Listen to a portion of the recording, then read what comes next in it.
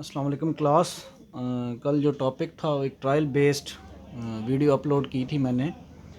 आज इंशाल्लाह प्रॉपरली इसको हम पढ़ेंगे। तो कल मैं आपको बता रहा था कि एवोल्यूशन चीज़ क्या है। तो एवोल्यूशन क्या है कि change with the passage of time, कि हर चीज़ वक्त के लिहाज से चेंज होती है।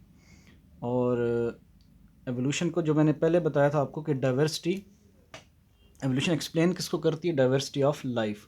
फिर आगे डेफिनेशन थी कि ऑर्गेनिक एवोल्यूशन क्या है। Organic evolution of species, change of species over time, के वक्त के लिहाज से स्पीशीज़ जो होती हैं वो चेंज होती रहती हैं। मुख्तलिफ़ किस्म के जानवर इवॉल्व होते हैं, मुख्तलिफ़ किस्म की जानवरों की आपको स्पीशीज़ नज़र आएंगी। उनसे पहले जो उनके एंसेस्टर थे वो और थे।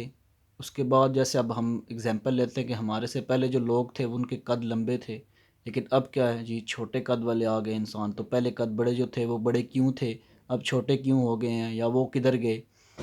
तो ये सारा कुछ एवोल्यूशन को एक्सप्लेन करते हैं।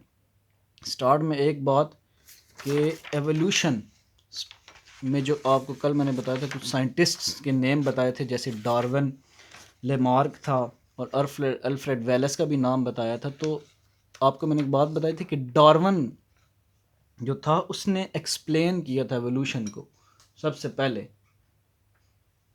एक्सप्लेन करने के बाद आपको एक बात बताना भूल गया कि डार्विन से पहले भी एवोल्यूशन पे बात होती रही। उनमें मुख्तलिफ़ साइंटिस्ट से अरिस्टोटल के टाइम पे जो बात करते रहे कि एवोल्यूशन हुई है, या स्पीशीज़ जो हैं या ऑर्गेनिज़म्स जो हैं वो चेंज होते रहते हैं। तो वो प्री डार्विनियन थ्योरीज़ उनको बोला जाता है कि डार्विन से पहले। फॉर एग्ज़ाम्पल जो नेम आपकी बुक में आए हैं वो एम्पिडोकल था, एरिस्टोटल और जॉर्ज लुई बफन। इन्होंने भी ये कॉन्सेप्ट दिया था एवोल्यूशन का डार्विन से पहले। लेकिन डार्विन जो था उसने प्रॉपरली ऑब्ज़र्व किया एवोल्यूशन को और अपना पूरा जो वक्त था उसकी रिसर्च पे लगा दिया। तो डार्विन ने जो थ्योरी दी थी उसका नाम था theory of natural selection. Theory of natural selection उसने दी थी कि नेचर जो है वो डिसाइड करती है कि कौन सी चीज़ आगे जाएगी, कौन सा ऑर्गेनिज्म सर्वाइव करेगा, कौन सा ऑर्गेनिज्म सर्वाइव नहीं करेगा। फिर आ गया गैलापैगस आइलैंड, जो आपको कल भी बताया था मैंने कि वो अपने जहाज़ जिसका नाम था HMS बीगल, उस पर बैठ के किधर गया, गैलापैगस आइलैंड पे गया।